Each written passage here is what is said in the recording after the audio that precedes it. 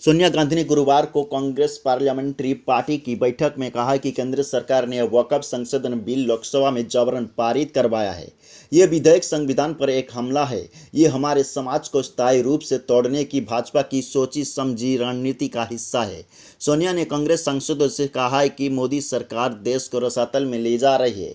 वो संविधान को ध्वस्त करना चाहते हैं। संविधान केवल कागजों पर रह जाएगा। One nation one election bill भी संविधान का एक और उल्लंघन है।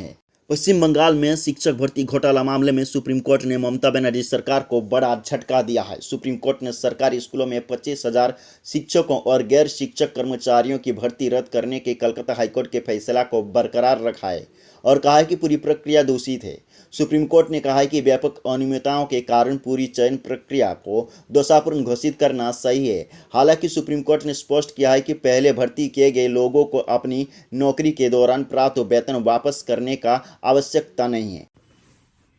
आज सुप्रीम कोर्ट की जो राय आई है, जो verdict आई है, उसकी वजह से बंगाल में लगभग 25,000 से भी ज्यादा टीचर नॉन टीचिंग जो 2016 साल से नौकरी कर रहे थे, उनकी नौकरी चली गई। सारे परिवार रास्ते में आ गए। इसके लिए जिम्मेदार कौन है?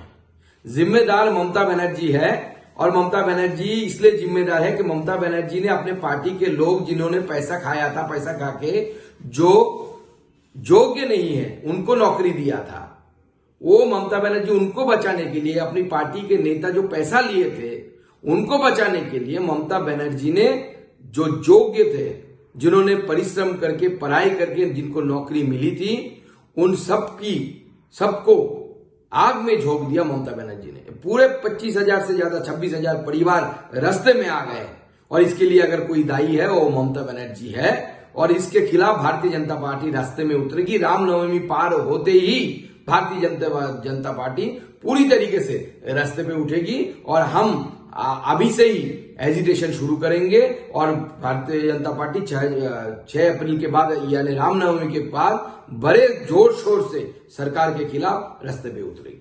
मुस्लिम समाज से जुड़े वक्फ बिल को लेकर कांग्रेस का स्टैंड सरकार के विरोध में स्पष्ट नजर आ रहा है।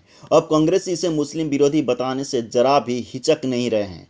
ऐसी ही प्रतिक्रिया कांग्रेस के पूर्व राष्ट्रीय महासचिव संजीव कपूर की ओर से सामने आई है। वहीं सपा राज्यसभा सांसद रामजी सुमन के राणा संगा पर दिए गए बयान पर भी कांग्रेस नेता द्वारा स्पष्ट रूप से समर्थन दिया गया है। मीडिया से रूबरू होकर संजय कपूर ने देश भर में मुस्लिम समाज से जुड़े वक्फ बिल पर अपनी बेबाक राय रखी है। संजय कपूर ने इसे मुस्लिम विरोधी बताया है। संजय भाई, जिस तरीके से वक्फ को लेकर जो बिल आ रहा है, तो क्या स्टैंड रहने वाला है कांग्रेस का? देखिए, कांग्रेस पार्टी को ऐसा महसूस हो रहा है कि मुस्लिम समाज जो है वो इस बिल को लाने से कहीं ना कहीं उसे महसूस हो रहा है कि उसके अधिकारों का हनन करने का प्रयास कर रही है। क्योंकि पूर्व में भी बहुत सारी बात ऐसी हुई हैं जिससे कि मुस्लिमों को ये महसूस हुआ कि हमारे साथ अन्याय अत्याचार हो रहा है। तो जब क्या ऐसी आवश्यकता है कि इस समय ये बिल लाने की इन्हें बहुत हड़बड़ाहट हो रही है, जल्दबाजी में लाने का प्रयास किया जा रहा है। अगर कोई बात भी है तो हिंदुस्तान में हिंदू, मुसलमान, सिख, ईसाई सबका बराबर का अधिकार है। उनको अपने पक्ष में लेके, उनको अपने कॉन्फिडेंस में लेके कोई भी अगर बिल लाना तो लाना चाहिए था। वो मुस्लिम में हर संप्रदाय के लोग इसका विरोध कर रहे हैं। तो मैं समझता हूँ ये इस तरीके की बेईमानी है, इस तरीके का बिल लाना, इन्हें इस तरीके से बिल नहीं लाना चाहिए। अच्छा, आप उत्तर प्रदेश में हैं और उत्तर प्रदेश की राजनीति, आप राष्ट्रीय सचिव रहे हैं कांग्रेस में। इस तरीके से जो महाराणा सांगा के मुद्दे पर जो रामजी सुमन है, समाजवादी पार्टी के राज्यसभा सांसद, उनके घर पर हमला हुआ या जो विवाद हुआ, तो कहाँ तक आप किस एंगल? देखिए, ये जो सरकार है, ये जो रामजी सुमन है, समाजवादी पार्टी के राज्यसभा सांसद, उनके घर पर हमला हुआ या जो विवाद हुआ, तो कहाँ तक आप किस एंगल? देखिए, ये जो सरकार है ये नफरत फैला रही है देश में। देश की सरकार देश में, प्रदेश की सरकार प्रदेश में। तो ये देश नफरत से नहीं चलेगा। हमारे नेता राहुल गांधी कहते हैं मोहब्बत से चलेगा।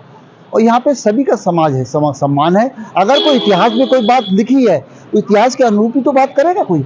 अगर इतिहास में कोई बात किसी के भी पक्ष में हो या विपक्ष में हो तो उसे स्वीकार करना चाहिए। तो आपको लगता है कि इतिहास के एंगल पे ही बोला उन्होंने? नहीं, इतिहास के एंगल पे जरूर बोला होगा। जो बोलता है मैं समझता हूँ इतिहास के एंगल पे बोला होगा। तो अगर बोला है तो उसको समझना चाहिए। खाली ये सोच के कि हिंदू के खिलाफ बोला है तो हम इकट्ठे हो जाएं या मुसलमान के खिलाफ बोला है तो हम इकट्ठे, ये सब नहीं होना चाहिए। जो गलत है वो गलत है, जिसकी भी जो बात गलत है उसे स्वीकार करना चाहिए, और अगर उसमें सुधार हो सकता है तो उसमें सुधार करना चाहिए। अगर लगातार करनी सेना जो एक तरीके से धमका रही है तो क्या क्या कहना चाहेंगे इस पर? देखिए, देश ये प्यार और मोहब्बत से चलता है, किसी के धमकाने से नहीं चलता है। और ये सरकार जो जिस तरीके से धमका रही है, ये बहुत लंबे समय नहीं चलेगा। और ये डिक्टेटरशिप, हिटलरशाही बहुत लंबे समय नहीं चलती है, हमेशा एक सा वक्त नहीं रहता है। उतार चढ़ाव जिंदगी का हिस्सा है। ये सरकार कल किसी और की थी, आज किसी और की है, कल किसी और की होगी। तो इसे महसूस करना चाहिए, जो हम बोएंगे वही हम काटेंगे। जो अगर हम नफरत बोएंगे तो नफरत काटेंगे, और मोहब्बत बोएंगे तो मोहब्बत काटेंगे। तो मैं यही चाहूँगा, इस सरकार से कहना चाहूँगा आपके माध्यम से, कि सरकार अब भी समझ जाए, अब भी एहसास करे और सब में प्यार और मोहब्बत बांटे, और खाली दिखावे से काम नहीं चलेगा, ज़मीनी हकीकत में होना चाहिए, मैं मानता हूँ। खबर उत्तर प्रदेश की सीतापुर से, जहां पुलिस अधीक्षक चक्रेश मिश्रा द्वारा नवनिर्मित 2 पुलिस चौकियां का उद्घाटन किया गया। पुलिस अधीक्षक द्वारा हिंदू विधि विधान के साथ पूजा अर्चना के बाद चौकी का उद्घाटन किया गया।